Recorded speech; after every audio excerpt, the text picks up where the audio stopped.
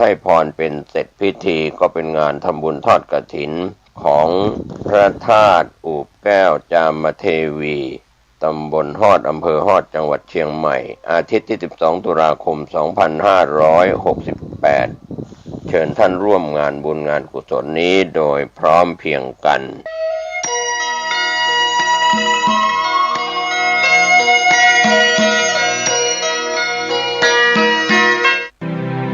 พิธีเทวาภิเษก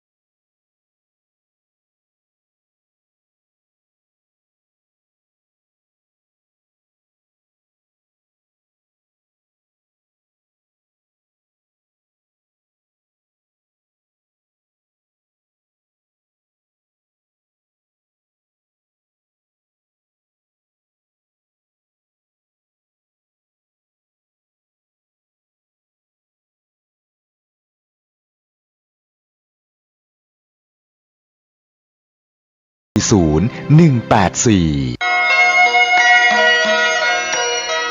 ข่าวสารเพื่อการประชาสัมพันธ์ขอเชิญร่วมทำบุญทอดกฐินสามัคคีสมทบทุนในการบูรณะปฏิสังขรณ์วิหารวัดเชตวันตรงกับวันเสาร์ที่11ตุลาคมพุทธศักราช2568ทอดกฐินณวัดเชตวันถนนท่าแพตำบลช้างม้อยอำเภอเมืองเชียงใหม่จังหวัดเชียงใหม่มีพระเดชพระคุณพระเทพมังคลาจารย์เจ้าคณะจังหวัดเชียงใหม่เป็นประธานฝ่ายสงฆ์มีคุณจิรพันธ์กิติบุตรเป็นประธานฝ่ายคฤหัสถ์พร้อมคณะศิษยานุศิษย์ในพระเดชพระคุณพระเทพมังคลาจารย์เจ้าคณะจังหวัดเชียงใหม่คณะศิษย์เก่านักเรียนโรงเรียนมงฟอร์ดวิทยาลัยจังหวัดเชียงใหม่ที่สำเร็จการศึกษาปีพุทธศักราช2505-2506คณะศิษย์เก่านักเรียนโรงเรียนเตรียมทหารรุ่นที่7ปีพุทธศักราช2508คณะศิษย์เก่านักเรียนโรงเรียนนายร้อยรุ่นที่12คณะศิษย์เก่านักเรียนมหาวิทยาลัยป้องกันราชอาณาจักรวปรอ4404ปีพุทธศักราช2544กำหนดการศุกร์ที่10ตุลาคมแต่งดาวองค์กฐินช่วงเช้า9 นาฬิกาการแสดงพระธรรมเทศนา 20 นาฬิกาเจริญพุทธมนต์กำหนดการทอดกฐินวันเสาร์ที่11ตุลาคมพุทธศักราช2568ทอดถวายกับพระภิกษุที่จำพรรษาท่วนไตรมาสของวัดเชตวันถนนท่าแพตำบลช้างม้อยอำเภอเมืองเชียงใหม่จังหวัดเชียงใหม่9 นาฬิกาคณะเจ้าภาพนำผ้ากฐินขึ้นสู่วิหาร10 นาฬิกา 9 นาทีพิธีถวายผ้ากฐิน11 นาฬิกาถวายภัตตาหารเพลแด่พระสงฆ์สามเณรและเรียนเชิญแขกร่วมรับประทานอาหารกลางวันท่านที่จะร่วมบุญทางภาคปกติและทางออนไลน์ผ่านธนาคารกสิกรไทยสาขาถนนท่าแพชื่อบัญชีวัดเชตวันเลขที่บัญชี16818331168สอบถามรายละเอียดเพิ่มเติมได้ที่เจ้าวาดวัดเชตวัน0815681515ขออนุโมทนากับทุกคนทุกท่านที่ร่วมอานิสงส์ทำบุญทอดกฐินได้บุญได้ความดีโดยทั่วหน้ากันพระธาตุดอยน้อยอำเภอดอยหล่อจังหวัดเชียงใหม่ขอเชิญชวนพุทธศาสนิกชนทุกท่านร่วมงานตักบาตรเทโวโรหณะประจำปี 2568 ในวันพุธที่ 8 ตุลาคมนี้เริ่มตั้งแต่เวลา 6 นาฬิกาเป็นต้นไปณลานวัดพระธาตุดอยน้อยร่วมทำบุญตักบาตรพระภิกษุสงฆ์นับร้อยรูปเพื่อความเป็นสิริมงคลแก่ชีวิตและสืบสานประเพณีอันดีงามของชาวพุทธแล้วพบกันที่วัดพระธาตุดอยน้อยอำเภอดอยหล่อจังหวัดเชียงใหม่สวัสดีครับท่านผู้ฟังที่เคารพการแบ่งปันความคิดดีๆวันนี้ผมกาเศรษฐ์เพชรสำริดวิทยากรก็จะได้นำเสนอสาระธรรมวันนี้จะได้นำเรื่องของ อันตรธานธรรมธรรมที่จะสลายสิ้นไปไม่หวนคืนมาก็เป็นส่วนหนึ่งที่ทางผู้ช่วยศาสตราจารย์พิเศษสมบูรณ์ตาสนธิผู้อำนวยการศูนย์กลางการศึกษาพระไตรปิฎกแห่งล้านนาจังหวัดเชียงใหม่เป็นความห่วงใยในทางพระพุทธศาสนาก็ถ้าจะเริ่มกล่าวถึงคำว่าอันตรธาน5ประการที่ปรากฏอยู่เราก็ควรจะต้องทำความเข้าใจว่าพระพุทธศาสนาของเรานี่อะไรที่จะเสื่อมสูญเป็นไปตามลำดับมีอะไรบ้างนะครับก็คงไม่มีอะไรจีรังยั่งยืนนะครับท่านผู้ฟังอยู่ชั่วฟ้าดินสลายก็คงไม่มีครับดังนั้นอันตรธาน5ประการที่เป็นคำสอนในทางพระพุทธศาสนาก็เริ่มที่ข้อแรกปริยัตติอันตรธานความเสื่อมไปแห่งปริยัตติธรรมคำสอนของพระพุทธเจ้าส่วนประการที่สองปฏิบัติอันตรธานก็คือความเสื่อมไปแห่งการปฏิบัติสมถกรรมฐานวิปัสสนากรรมฐานข้อที่สามนั้นเป็นปฏิเวทะอันตรธานความเสื่อมไปแห่งการบรรลุมรรคผลนิพพานฌานอภิญญาสมาบัติส่วนข้อที่สี่ลิงคะอันตรธานความเสื่อมไปแห่งสมณเพศของนักบวชแล้วก็ประการสุดท้ายประการที่ห้าธาตุอันตรธานความเสื่อมไปแห่งพระบรมธาตุหรือว่าพระบรมสารีริกธาตุขององค์สมเด็จพระสัมมาสัมพุทธเจ้าในส่วนของเรื่องอันตรธานความเสื่อมสิ้นไปนี่นะครับท่านผู้ฟังก็ถือว่าความเสื่อมสิ้นนี้ก็ยังรวบรวมเรียกว่าถ้าจะพูดรวมสิ่งที่รวบรวมไว้คำสอน 84,000 พระธรรมขันธ์ก็หมายถึงเป็นพระปริยัติธรรมครับถือว่าเป็นการศึกษาคำสอนของพระพุทธเจ้าซึ่งเป็นพระปริยัติที่มีส่วนสำคัญที่จะมีนิมิตหมายว่าจะยังมีพระพุทธศาสนาอยู่หรือไม่ก็ดูที่การศึกษาพระวินัยปิฎกศึกษาพระสุตตันตปิฎกพระสูตรศึกษาพระอภิธรรมปิฎกพระอภิธรรมถ้าไม่มีการศึกษานี่ก็ข้อแรกก็เริ่มเสื่อมไปครับก็ถือว่านิมิตหมายของพระพุทธศาสนาไม่เห็นพระภิกษุสามเณรศึกษาเราเรียนบาลีนักธรรมอภิธรรมพระไตรปิฎกครับก็หันไปศึกษาวิชาการทางโลกนี่ก็เป็นนิมิตหมายแห่งความเสื่อมในทางพระพุทธศาสนาที่เห็นกันอย่างชัดเจนครับจากอดีตจนถึงปัจจุบันนี้พระภิกษุสามเณรก็หันไปศึกษาวิชาการทางโลกมากกว่าศึกษาปริยัติธรรมในทางพระพุทธศาสนาก็จะเป็นเหตุให้เกิดความอันตรธาน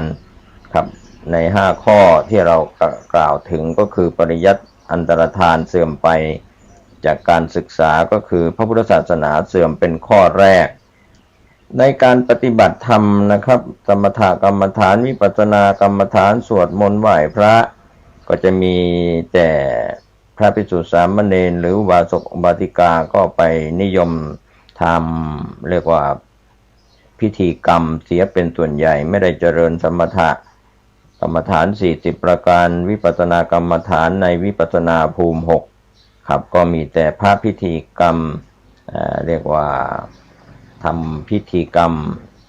อาจจะมีพราหมณ์มีพุทธปนกันอยู่นะครับในการไปเจริญพุทธมนต์เรียกว่าปลุกเสกลงเลขลงยันอะไรก็ไปทั้งพุทธทั้งพราหมณ์ก็เสื่อมแล้วนะครับเสื่อมในทางปฏิบัติก็เป็นการเรียกว่าปฏิอันตรธานก็เกิดขึ้นซึ่งการไม่ศึกษาไม่เล่าเรียนเป็นส่วนปริยัติไม่นำมาประพฤติปฏิบัติก็เป็นการเสื่อมจากการปฏิบัติส่วนปฏิเวทะ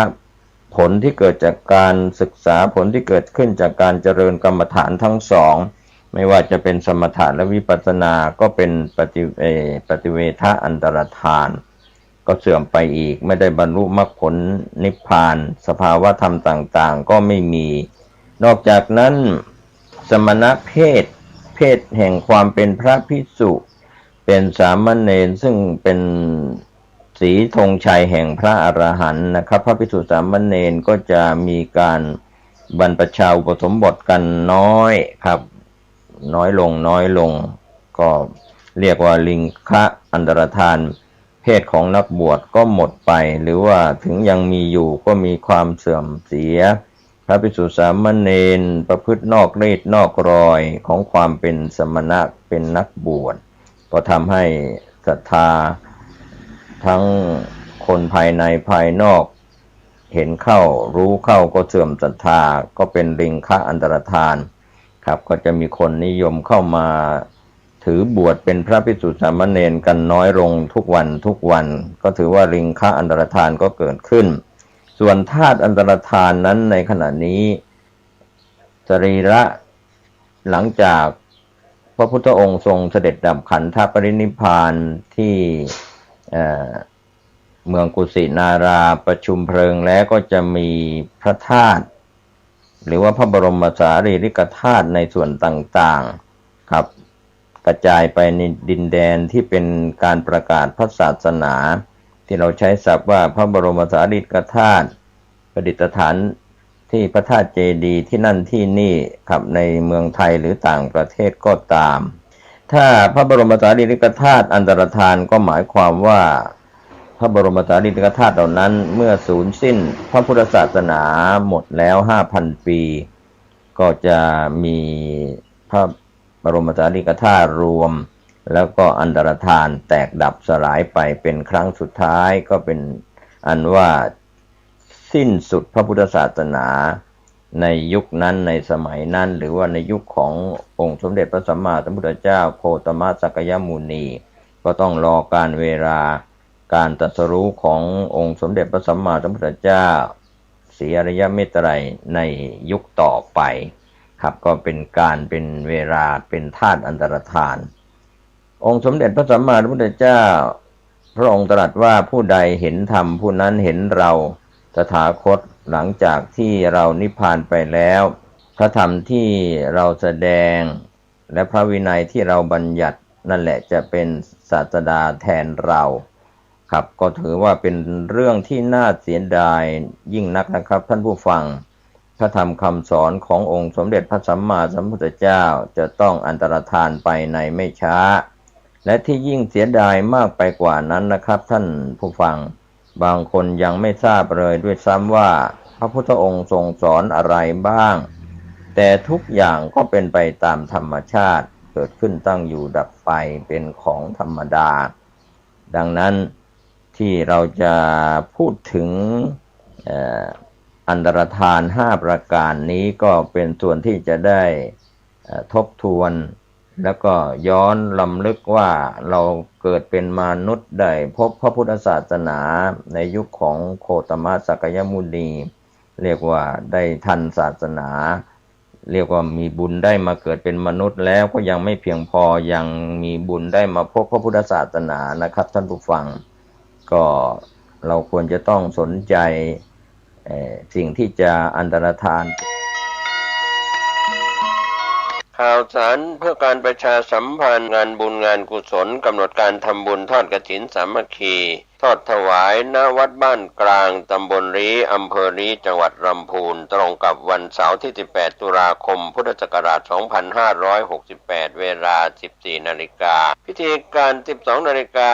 พระเทพรัตนนายกเจ้าคณะจังหวัดลำพูนและคุณแม่ดร.วรรณีปัญจทรัพย์ประธานกฐินสายกรุงเทพพร้อมคณะเดินทางออกจากวัดพระธาตุธริพุนชัยวรมหาวิหารเวลา 14 นาฬิกาประธานกฐินและคณะเดินทางถึงวัดบ้านกลางประกอบพิธีจุดธูปเทียนบูชาพระรัตนตรัยสมาทานเบญจศีลกล่าวคำถวายผ้ากฐินพระสงฆ์อัปโรกกฐินดร.แม่วรรณีปัญจทรัพย์มอบเงินขวัญถุง ประธานสงฆ์และประธานฝ่ายคฤหัสถ์กล่าวสัมโมทนียกถาถวายจตุปัจจัยทายทานแด่พระสงฆ์อนุโมทนารับของที่ระลึกวัตถุมงคลเป็นเสร็จพิธีและก็เชิญแขกผู้มีเกียรติร่วมรับประทานอาหารเชิญท่านร่วมบุญร่วมกุศลในงานทอดกฐินสามัคคีในคราวครั้งนี้โดยทั่วหน้ากัน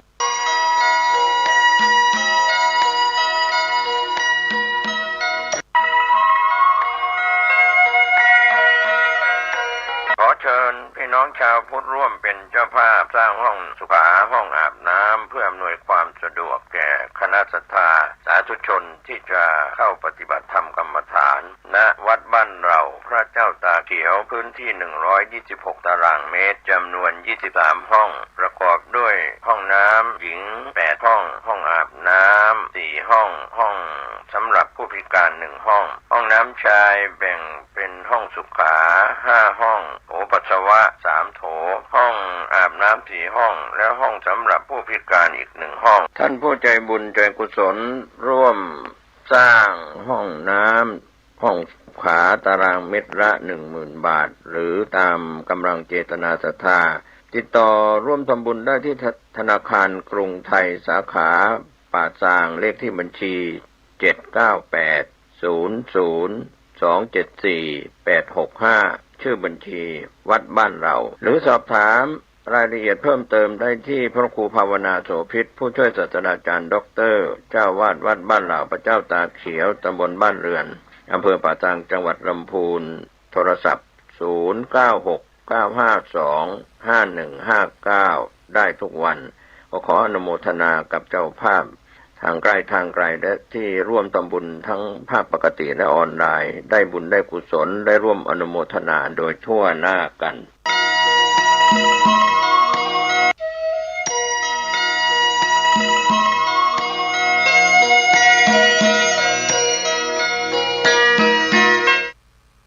ข่าวสารเพื่อการประชาสัมพันธ์ขอเชิญร่วมทำบุญทอดกฐินสามัคคี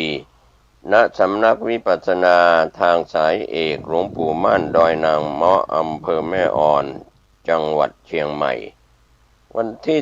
12ตุลาคมพุทธศักราช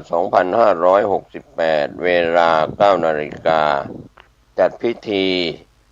ที่สำนักวิปัสสนาทางสายเอกหลวงปู่มั่นดอยนางเมาะอำเภอแม่อ่อนเวลา 13 นาฬิกาทอดถวายผ้ากฐินกับพระภิกษุที่จำพรรษาท่วนไตรมาสสอบถามรายละเอียดเพิ่มเติมได้ที่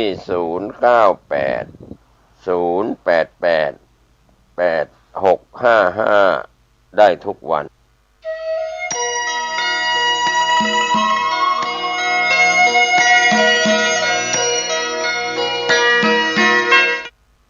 ข่าวสารเพื่อการประชาสัมพันธ์ขอเชิญชวนผู้ใจบุญใจกุศลร่วมทำบุญทอดกฐินสามัคคีเป็นกฐินสามัคคีเลี้ยงเด็กกำพร้าวัดดอนจันทร์ตำบลทัตตารามอำเภอเมืองเชียงใหม่จังหวัดเชียงใหม่ตรงกับวันเสาร์ที่11ตุลาคม2568ก็เป็นกฐินสามัคคีในโอกาสที่วัดดอนจันทร์เป็นส่วนหนึ่งของแผ่นดินวัดดอนจันทร์ระลึก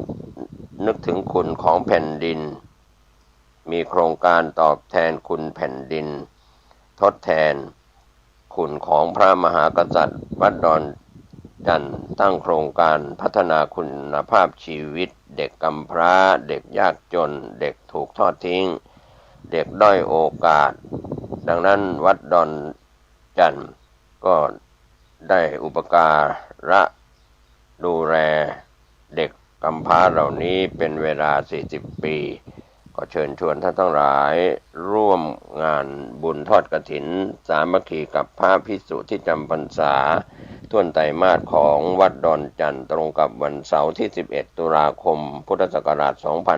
2568ช่วงเช้า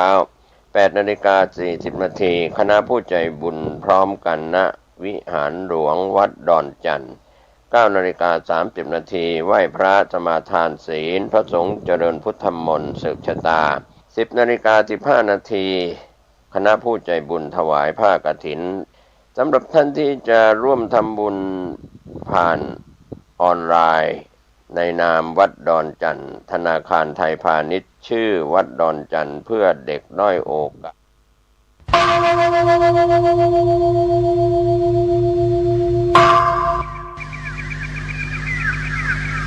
พรุ่งนี้เป็นวันพระขอเชิญลดละอบายมุขทำจิตใจให้สงบสะอาดปราศจากสิ่งเศร้าหมองทั้งปวงเข้าวัดฟังธรรมแล้วไหว้พระสวดมนต์ตามสมควร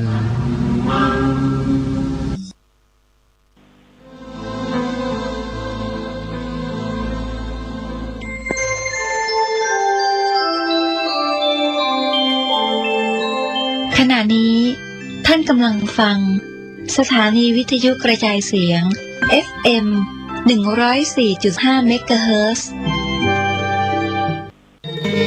พระธาตุดอยน้อยอำเภอดอยหล่อจังหวัดเชียงใหม่ขอเชิญชวนพุทธศาสนิกชนทุกท่านร่วมงานตักบาตรเทโวโรหณะประจำปี 2568 ในวันพุธที่ 8 ตุลาคมนี้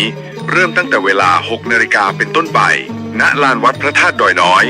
ร่วมทำบุญตักบาตรพระภิกษุสงฆ์นับร้อยรูปเพื่อความเป็นสิริมงคลแก่ชีวิตและสืบสานประเพณีอันดีงามของชาวพุทธแล้วพบกันที่วัดพระธาตุดอยน้อยอำเภอดอยหล่อจังหวัดเชียงใหม่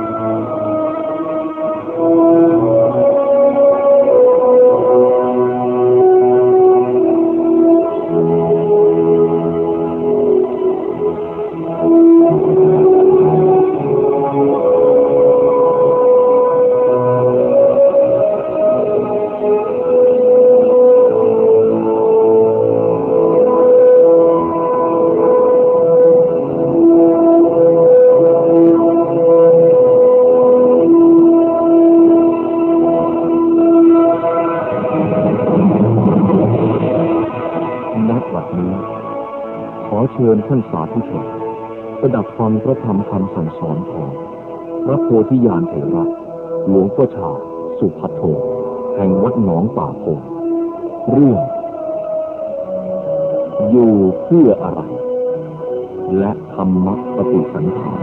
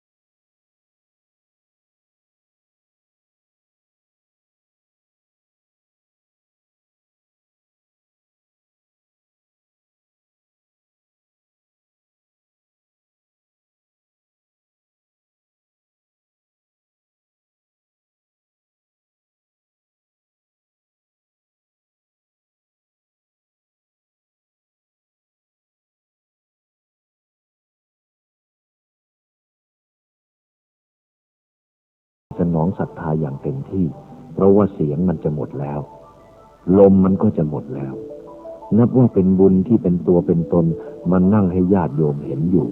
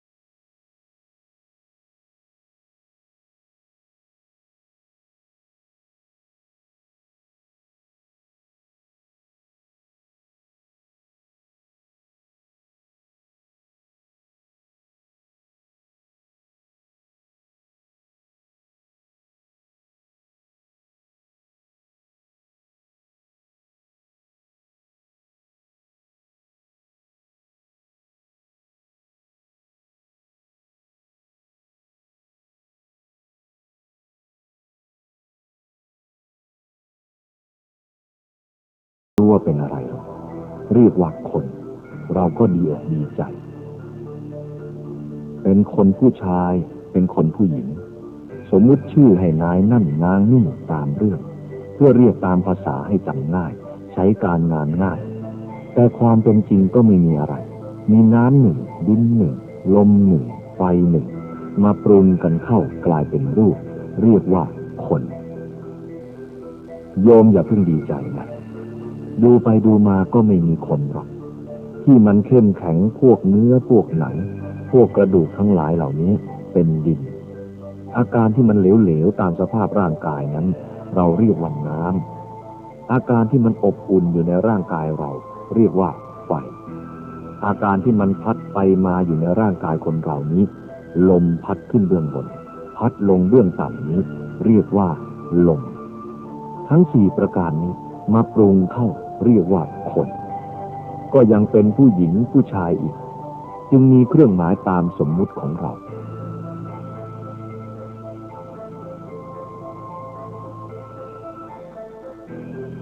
แต่อยู่ที่วัดป่าพงที่ไม่เป็นผู้หญิงไม่เป็นผู้ชายก็มีเป็นนปุงสกลิงไม่ใช่อิทธิลิงไม่ใช่ปุงลิงคือซากศพที่เขาเอาเนื้อเอาหนังออกหมดแล้วเหลือแต่โครงกระดูกเท่านั้นเป็นซากโครงกระดูกเขาแขวนไว้ไปดูก็ไม่เห็นว่าเป็นผู้หญิงหรือผู้ชาย ใครไปถามว่านี่เป็นผู้หญิงหรือผู้ชายก็ได้แต่มองหน้ากันเพราะมันมีแต่โครงกระดูกเท่านั้นเนื้อหนังออกหมดแล้วพวกเราทั้งหลายก็ไม่รู้ทุกคนไปวัดป่าพงเข้าไปในศาลาก็ไปดูโครงกระดูกบางคนดูไม่ได้วิ่งออกจากศาลาเลยกลัวเจ้าของอย่างนั้นเข้าใจว่าไม่เคยเห็นตัวเราเองสักทีไปกลัวกระดูกไม่นึกถึงคุณค่าของกระดูกเราเดินมาจากบ้านนั่งรถมาจากบ้านถ้าไม่มีกระดูกจะเป็นอย่างไรจะเดินไปมาได้ไหมเกิดมาพร้อมกันไม่เคยเห็นกันนอนเบาะอันเดียวกันไม่เคยเห็นกันนี่แสดงว่าเราบุญมากที่มาเห็นแก่แล้ว50 ปี60 ปี70 ปีไปวัดป่าพงเห็นโครงกระดูกกลัวนี่อะไรไม่รู้แสดงว่าเราไม่คุ้นเคยเลยไม่รู้จักตัวเรากลับไปบ้านก็ยังนอนไม่หลับอยู่3-4 วันแต่ก็นอนกับโครงกระดูกนั่นแหละไม่ใช่นอนที่อื่นหรอกห่มผ้าผืนเดียวกันอะไรด้วยกันนั่งบริโภคข้าวด้วยกันแต่เราก็กลัวนี่แสดงว่าเราห่างเหินจากตัวเรามากที่สุดน่าสงสารไปดูแต่อย่างอื่นไปดูต้นไม้ไปดูวัตถุอื่นๆว่าอันนั้นโตอันนี้เล็กอันนั้นสั้นอันนั้นยาวนี่ไปดูแต่วัตถุของอื่นนอกจากตัวเราไม่เคยมองดูตัวเราเลยถ้าพูดตรงๆแล้วก็น่าสงสารมนุษย์เหมือนกันดังนั้นคนเราจึงขาดที่พึ่ง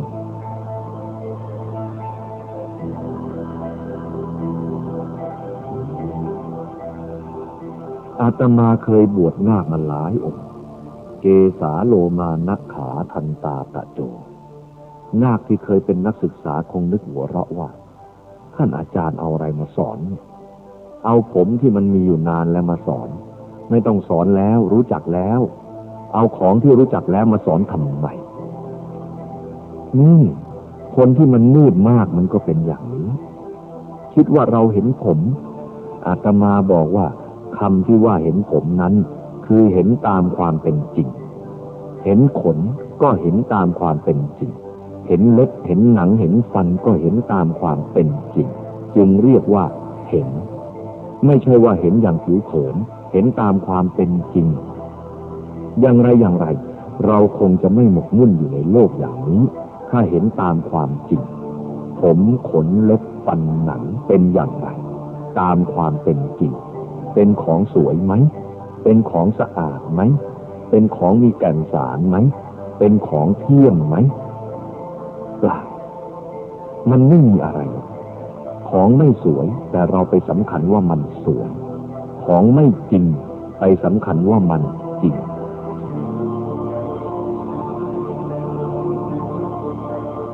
อย่างเกสาโลมานะขาทันตาตะโจคือผมขนเล็บฟันหนังคนเราไปติดอยู่เนี่ยพระพุทธองค์ท่านยกมาทั้ง5 ประการนี้เป็นมูลกรรมฐานสอนให้รู้จักกรรมฐานทั้ง5นี้เป็นอนิจจังเป็นทุกขังเป็นอนัตตาไม่ใช่ตัวไม่ใช่ตนไม่ใช่เราไม่ใช่เขาเราเกิดขึ้นมาก็หลงมัน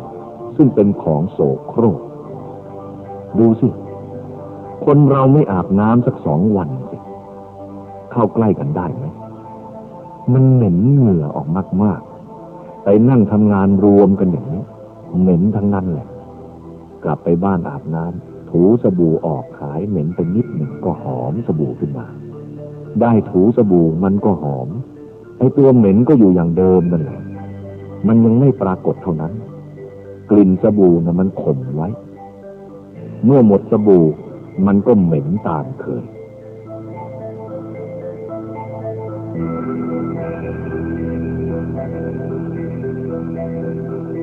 เรามักจะเห็นรูปที่นั่งอยู่เนี่ยนึกว่ามันสวยมันงามมันแน่นมันหนา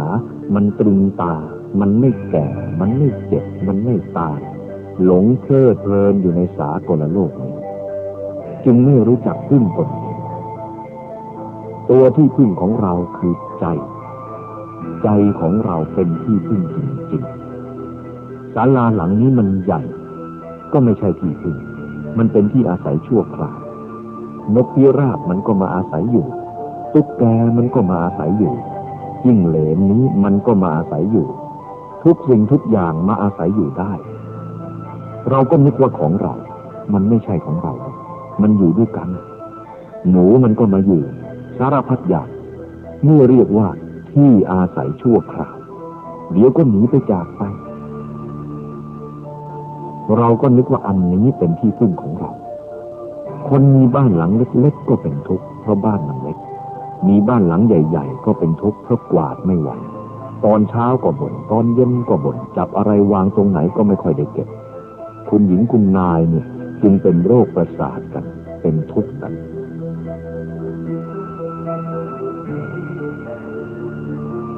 ฉะนั้นพระพุทธองค์จึงให้หาที่พึ่งคือหาใจของเราใจของเราเป็นสิ่งที่สำคัญโดยมากคนเราไม่ค่อยมองดูในสิ่งที่สำคัญไปมองดูที่อื่นที่ไม่สำคัญเป็นต้นว่ากวาดบ้านล้างจานก็มุ่งความสะอาดล้างถ้วยล้างจานให้มันสะอาดทุกสิ่งทุกอย่างมุ่งความสะอาดแต่ใจเจ้าของไม่เคยมุ่งเลยใจของเรามันเน่าบางทีก็โกรธหน้าบูดหน้าเบี้ยวเท่านั้นแหละก็ไปมุ่งแต่จานให้จานมันสะอาดใจของเราไม่สะอาดเท่าไหร่ก็ไม่มองดูเนี่ยเราขาดที่พึ่งเอาแต่ที่อาศัยแต่งบ้านแต่งช่องแต่งอะไรสารพัดอย่างแต่ใจของเราไม่ค่อยจะแต่งกันทุกไม่ค่อยจะมองดูใจนี่แหละเป็นสิ่งสำคัญพระพุทธองค์ท่านจึงพูดว่าให้หาที่พึ่งทางใจอัตตาหิอัตโนนาโถใครจะเป็นที่พึ่งได้ที่เป็นที่พึ่งที่แน่นอนก็คือใจของเรานี่เองไม่ใช่สิ่งอื่นพึ่งสิ่งอื่นก็พึ่งได้แต่ไม่ใช่ของที่แน่นอนเราจะพึ่งสิ่งอื่นได้ก็เพราะเราพึ่งตัวของเราเราต้องมีที่พึ่งก่อนจะพึ่งอาจารย์พึ่งญาติมิตรสหายทั้งหลายจะพึ่งได้ดีนั้นเราต้องทำตัวของเราเป็นที่พึ่งให้ได้เสียก่อน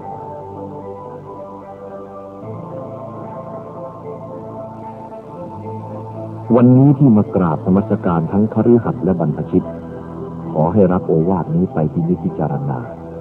เราทุกคนให้นึกเสมอว่าเราคืออะไรเราเกิดมาทำไม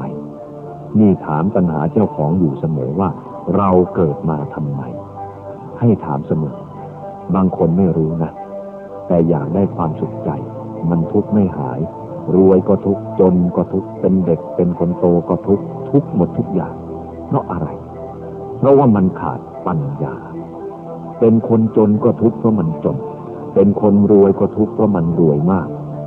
ของมากๆรักษาคนเดียว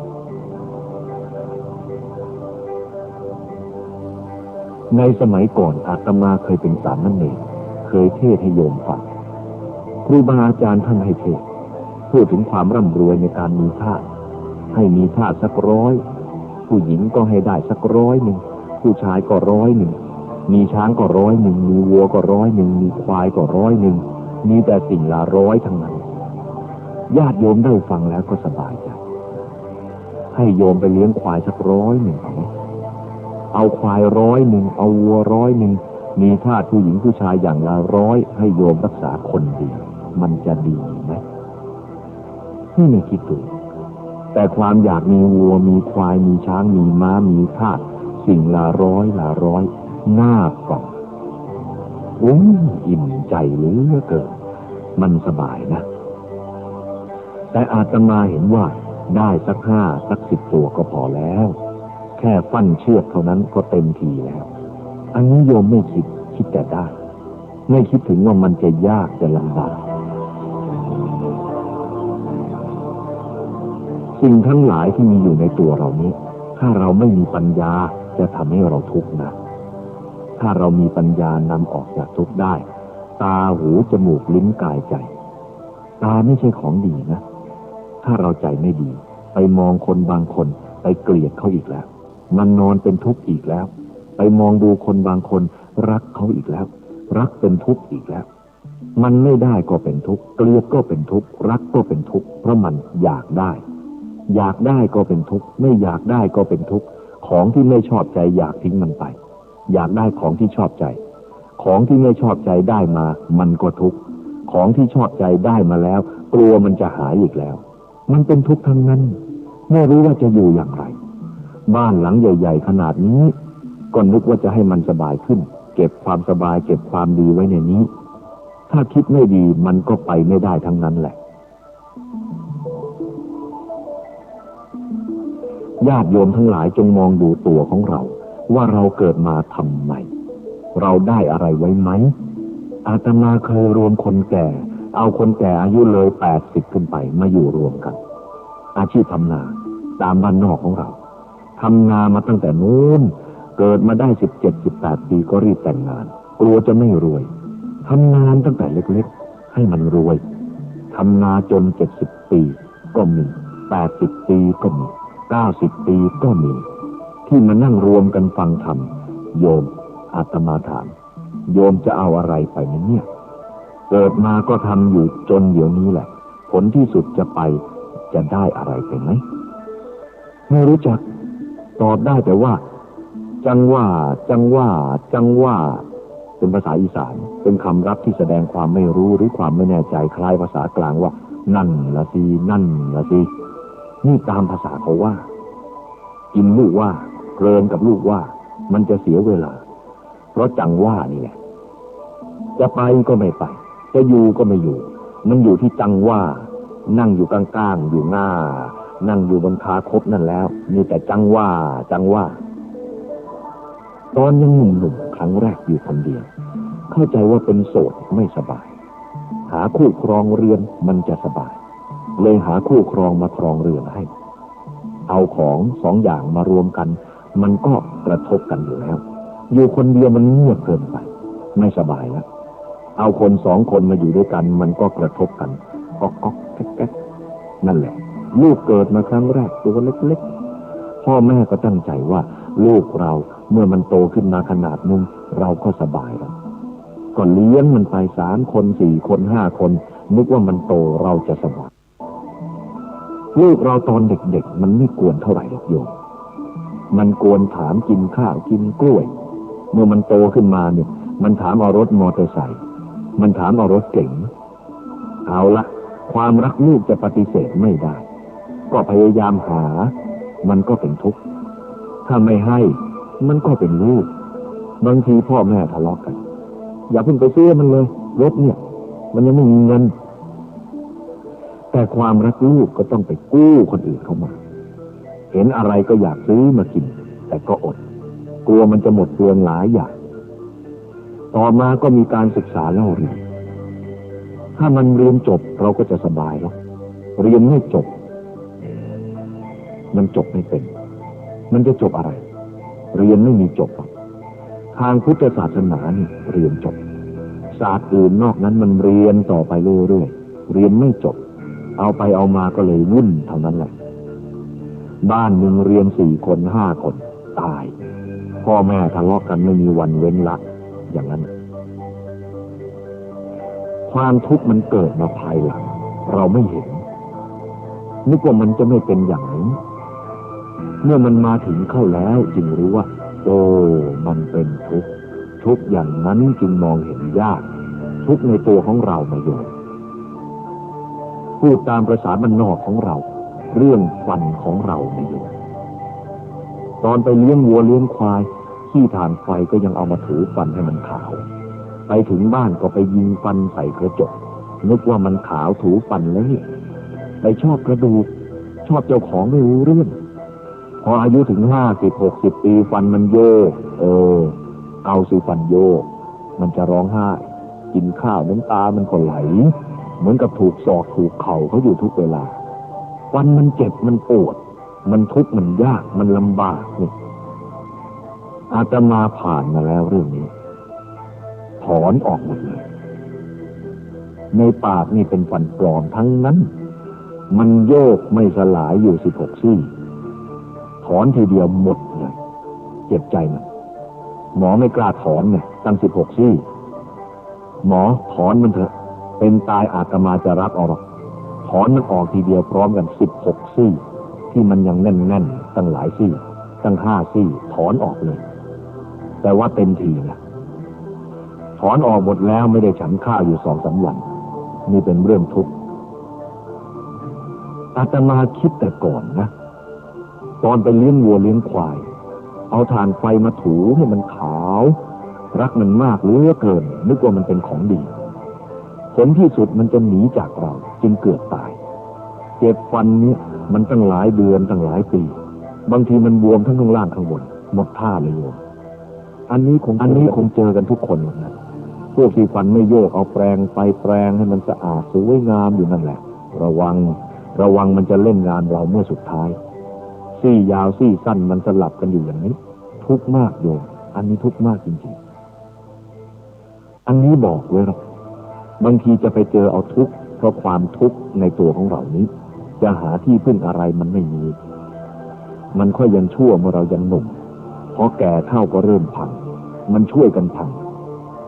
สังขารมันเป็นไปตามเรื่องของมัน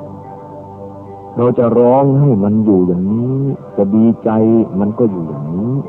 เราจะเป็นอะไรมันก็อยู่ของมันอย่างนี้เราจะเจ็บจะปวดจะเป็นจะตายมันก็อยู่อย่างนี้เพราะมันเป็นอย่างนี้นี่มันหมดความรู้หมดวิชาเอาหมอฟันมาดูฟันถึงจะแก้ไขแล้วยังไงก็ยังเป็นอยู่อย่างนั้นต่อไปหมอฟันเองก็เป็นเหมือนเราอีกไปไม่ไหวอีกแล้วทุกอย่างมันก็พังไปด้วยกันทั้งหมดนี่เป็นความจำเป็นที่เราจะต้องรีบพิจารณาเมื่อมีกำลังเรี่ยวแรงก็รีบทำจะทำบุญสุนทานจะทำอะไรก็รีบจัดทำกันแต่ว่าคนเราก็มักจะไปมอบให้แต่คนแก่จะเข้าวัดศึกษาธรรมะรอให้แก่ซะก่อนโยมผู้หญิงก็เหมือนกันโยมผู้ชายก็เหมือนกันให้แก่ซะก่อนไม่รู้ว่าอะไรกันคนแก่นี่มันกำลังดีไหมลองไปวิ่งแข่งกับคนหนุ่มดูสิทำไมจะต้องไปมอบให้คนแก่เหมือนไม่รู้จักตายพอแก่มาสัก50 ปี60 ปีจวนเข้าวัดอยู่แล้วหูตุ่มเสียแล้ว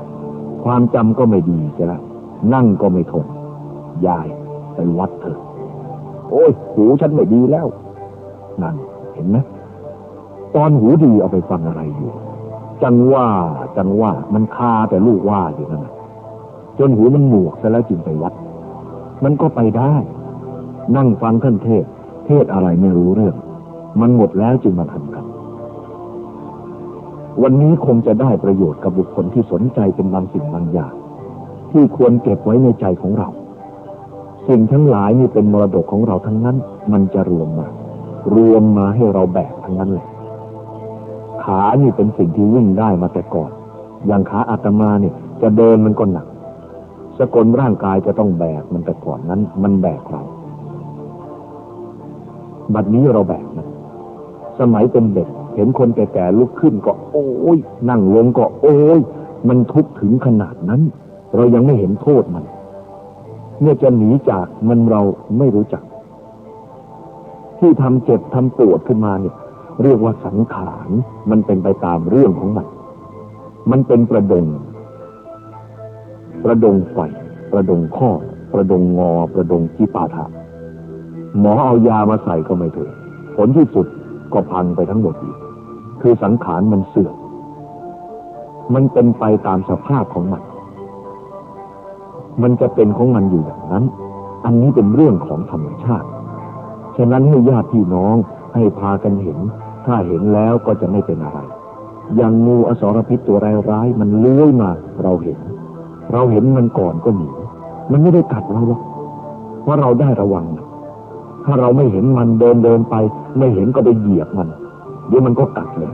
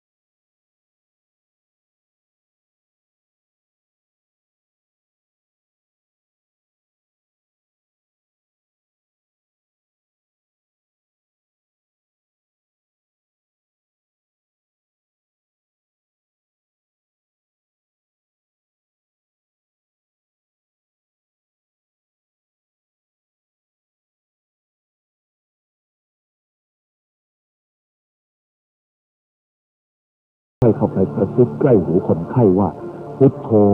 พุทโธพุทโธมันจะเอาอะไรพุทโธนั่นคนที่ใกล้จะนอนในกองไฟจะรู้จักพุทโธอะไรตั้งแต่ยังเป็นหนุ่มเป็นสาวอายุรุ่นทำไมไม่เรียนพุทโธให้มันรู้หายใจติดบ้างไม่ติดบ้างแม่พุทโธพุทโธว่าให้มันเหนื่อยทำไม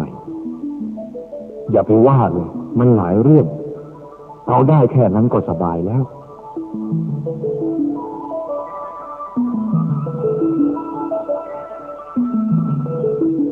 โยมชอบเอาแต่ต้นกับปลายตรงกลางไม่เอาหรอกชอบอย่างนั้นบริวารพวกเราทั้งหลายก็ชอบอย่างนั้นทั้งญาติโยมทั้งพระทั้งเนรชอบแต่ทำอย่างนั้นไม่รู้จักแก้ไขภายในจิตของเจ้าของ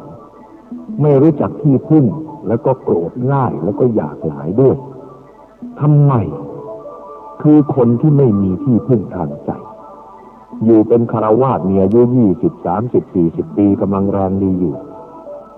พ่อบ้านแม่บ้านทั้งหลายก็พอพูดกันรู้เรื่องกันหน่อยนี่50 ปีขึ้นไปแล้วพูดกันไม่รู้เรื่องเดี๋ยวก็นั่งหันหลังให้กันแม่บ้านพูดไปพ่อบ้านทนไม่ได้พ่อบ้านพูดไปแม่บ้านฟังไม่ได้เลยแยกกันหันหลังให้กันเลยแตกกันเลย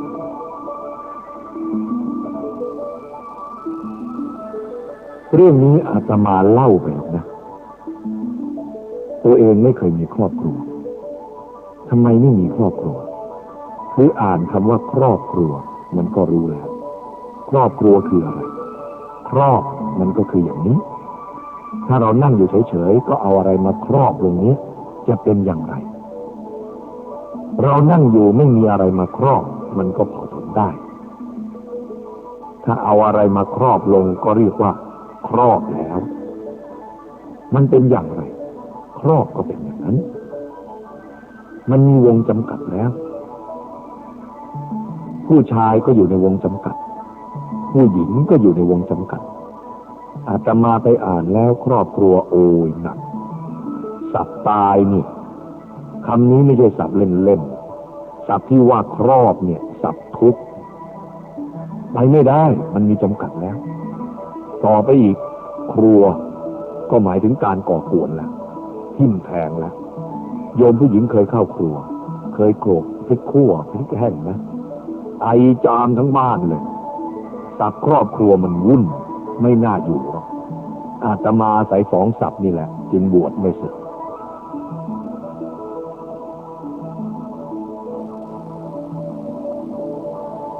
ครอบครัวนี้น่ากลัวขังไว้จะไปไหนก็ไม่ได้ลำบากเรื่องลูกบ้างเรื่องเงินเรื่องทองบ้างสารพัดอย่างอยู่ในนั้นไม่รู้จะไปที่ไหนมันผูกไว้แล้วลูกผู้หญิงก็มีลูกผู้ชายก็มีมันวุ่นวายเถียงกันอยู่นั่นแหละ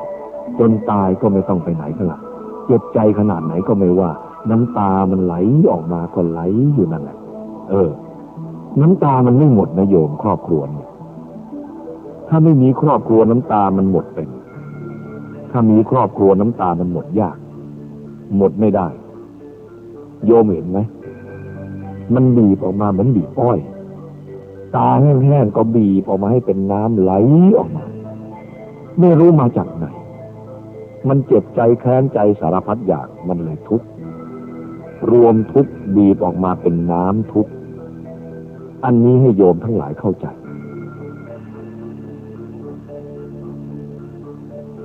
ถ้ายังไม่ผ่านมันจะยังผ่านอยู่ข้างหน้าบางคนอาจจะผ่านมาบ้างแล้วเล็กๆน้อยๆบางคนก็เต็มที่แล้วจะอยู่หรือจะไปเนาะโยมผู้หญิงเคยมาหาหลวงพ่อแหมถ้าดิฉันไม่มีบุตรดิฉันจะไปแล้วอยู่นั่นแหละเรียนให้จบซะก่อนเรียนตรงนั้นอยากจะไปก็อยากจะไปไม่อยากจะอยู่ถึงขนาดนั้นก็ยังหนีไม่ได้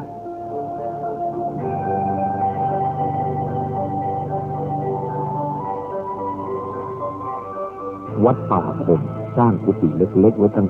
70-80 หลังบางทีจะมีพระเนรมาบรรจุอยู่เต็มบางทีก็มีเหลือ 2-3 หลังอาตมาถามว่ากุฏิยังเหลือว่างไหมพวกชีบอกมีบ้าง 2-3 หลังเก็บไว้เถอะบางทีพ่อบ้านแม่บ้านเขาทะเลาะกัน เอาไว้เขามานอนสักหน่อยแน่มาแล้วโยมผู้หญิงสะพายของมาถามว่าโยมมาจากไหนมากราบหลวงพ่อดิฉันเบื่อโลกโอ้อย่าว่าเลยอาตมากลัวเหลือเกินพอผู้ชายมาบ้างก็เบื่ออีกแล้วนั่นมาอยู่2-3 วันก็หายเบื่อไปแล้วโยมผู้หญิงมาก็เบื่อโกหกเจ้าของโยมผู้ชายมาก็เบื่อโกหกเจ้าของไปนั่งอยู่กุฏิเล็กๆเงียบๆคิดแล้วเมื่อไหร่น้อแม่บ้านจะมาเรียกเรากลับเมื่อไหร่น้อพ่อบ้านจะมาเรียกเรากลับแน่ไม่รู้อะไรมันเบื่ออะไรกันมันโกรธแล้วมันก็เบื่อแล้วก็กลับอีกเมื่ออยู่ในบ้านผิดทั้งนั้นพ่อบ้านผิดทั้งนั้นแม่บ้านผิดทั้งนั้นมานั่งภาวนาได้3 วันแม่บ้านเขาถูกเว้ยเรามันผิดพ่อบ้านเขาถูกเราซื่อผิดมันจะกลับมันจะเปลี่ยนเราเองของมันอย่างนั้นก็กลับไปเลยทั้งนั้นแหละเนี่ยความจริงมันเป็นอย่างนั้นนะโลกนี้อาตมาจึงไม่วุ่นวายอะไรมันมากรู้ต้นรู้ปลายมาแล้วฉะนั้นจึงมาบวชอยู่อย่างนี้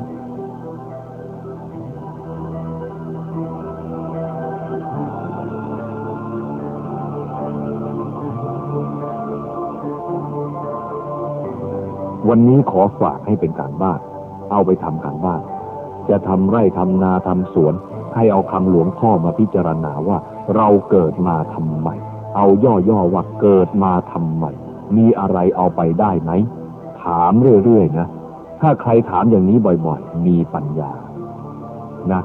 ถ้าใครไม่ถามเจ้าของอย่างนี้โง่ทั้งนั้นแหละเข้าใจไหมบางทีฟังธรรมวันนี้แล้วกลับไปถึงบ้านจะพบเย็นนี้ก็ได้ไม่นานนะมันเกิดขึ้นทุกวันเราฟังธรรมอยู่มันเงียบบางทีมันรออยู่ที่รถเมื่อเราขึ้นรถมันก็ขึ้นรถไปด้วยถึงบ้านมันก็แสดงอาการออกมาหลวงพ่อท่านสอนไว้จริงของท่านละมั้งเนี่ยตาไม่ดีไม่เห็นนะเอาล่ะวันนี้เทศมากก็เหนื่อยนั่งมามากก็เหนื่อยสังขารร่างกายนี่อาตมาดีใจที่โยมได้มาเยี่ยมพระลูกชายและพักอยู่ที่วัดหนองป่าพงอีกไม่กี่วันก็จะกลับไปแล้วก็เลยถือโอกาสมาแสดงความดีใจแต่ก็ไม่มีอะไรจะฝากวัตถุสิ่งของอะไรที่ประเทศฝรั่งเศสนั้นก็มีมากมายอยู่แล้วแต่ธรรมะที่จะบำรุงจิตใจของเราให้สงบระงับดูเหมือนจะไม่ค่อยมีเท่าไหร่อาตมาไปสังเกตการแล้วเห็นมีแต่เรื่องที่จะทำให้เราวุ่นวายยุ่งยากลำบากตลอดกาลตลอดเวลาเจริญไปด้วยวัตถุหลายอย่างเป็นกามารมณ์มีรูปมีเสียงมีกลิ่นมีรสมีโผฏฐัพพะธรรมารมณ์เป็นที่ยั่วยวนของบุคคลที่ไม่รู้จักธรรมให้มีความวุ่นวายมากฉะนั้นจึงขอฝากธรรมะ